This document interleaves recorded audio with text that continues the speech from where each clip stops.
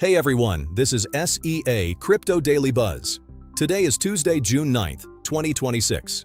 This channel summarizes the most important crypto news for investors across Southeast Asia, covering the Philippines, Vietnam, Indonesia, Singapore, and beyond. Let's get right into today's three stories. First up, a massive supply shift in Ethereum. BitMine Immersion Technologies is now within striking distance of holding 5% of all Ethereum. The company announced on June 8th that it bought 126,971 ETH last week, worth roughly $214 million, pushing total holdings to 5,543,872 tokens. That equals 4.59% of total supply, completing 92% of its 5% target in just 11 months. About 4.7 million tokens are already staked, generating an estimated $270 million in annual yield. For Southeast Asian holders, this is a structural signal. When one Nasdaq-listed treasury locks up nearly 5% of ETH, floating supply available to retail in Manila, Jakarta, or Ho Chi Minh City keeps shrinking. The risk is real too, because if BitMine ever unwinds, the same concentration that supports price could amplify a downside move. Moving on to major moves in the banking sector, America's biggest banks are joining forces on a tokenized deposit network designed to compete with stablecoins. JP Morgan, Citigroup, Bank of America, and Wells Fargo are backing a shared system operated by the clearinghouse, targeting launch in the first half of 2027. Unlike private stablecoins, these tokens will be direct liabilities of regulated banks, settling instantly 24 hours a day, inside the existing compliance perimeter. The OCC's Genius Act rules are expected to land at the same time. For Southeast Asian users sending OFW remittances or running cross-border business payments, this matters two ways.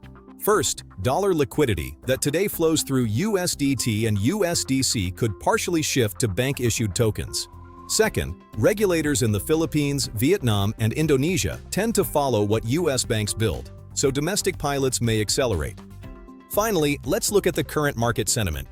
Bitcoin is trading sideways near $62,800, down 0.27% after touching a high of $64,156.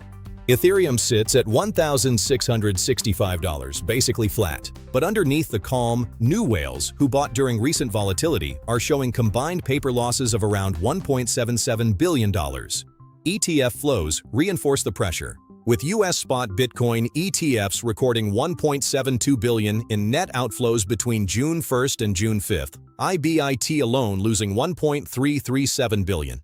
Institutional buyers have not stepped back in. For Southeast Asian traders, especially leveraged retail in the Philippines and Vietnam, this is a warning sign. Whales that bought above current price will eventually defend or capitulate, and in a thin June tape, that decision can drive the next sharp move. Quick recap of today's three stories. 1. BitMine pushes ETH holdings to 4.59% of total supply. 2. US banks back a tokenized deposit network. 3. New Bitcoin whales sit on paper losses as ETF outflows continue. This video is for information and education only and is not financial advice. All investment decisions and risks are your own responsibility. If this video was helpful, please subscribe, hit the like button, and turn on the notification bell. Chart analysis and trading insights. Join our free Telegram channel, link in the description. See you in the next one.